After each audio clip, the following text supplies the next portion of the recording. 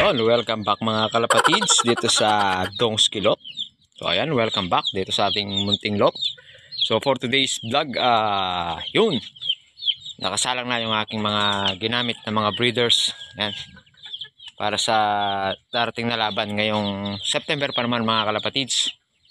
Ayan, to, sumali tayo dun sa club ng CRRPC. So ayan, masusubok na yung ating mga kalapati dito. Ayan sila mga kalapatids sa ready na yung mga breeders ko. Tapos dito ako nahirapan sa dalawang to kahapon lang sila nagpares talaga. So ilang araw ding nag-aaway yan, pero buti na lang nagisama. So ayan, may hahabol natin yung mga anak nila sa sinalihan nating laban ngayong taon mga kalapatids. At pero pa pala tayong hinabol na isang rito mga kalapatids, isa pang gagamitin natin.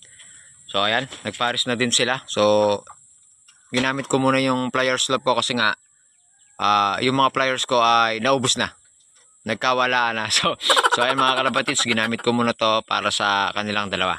A few moments later.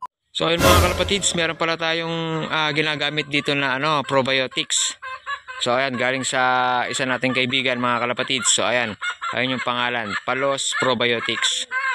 So ayan, so maganda rin siya mga kalapatids para sa aking mga alaga. So gustong gusto nila. So ayan, ito yung Palos Probiotics. So ayan yung dosage niya and preparation. Ayan, screenshot nyo na lang mga kalapatids. So ayan, pwede siya sa inumin. Tapos pwede rin ihalo dun sa pagkain nila. So subok ko mga kalapatids, nagustuhan ng mga alaga ko rito. So ayos yung nito, Palos Probiotics. So ay mga kalapatids, hanggang dito na muna yung vlog natin. So kita-kita ulit tayo sa mga susunod na araw at sa mga darating na karera dito sa aking munting lot. So please like, share, and subscribe mga kalapatids. Ingat!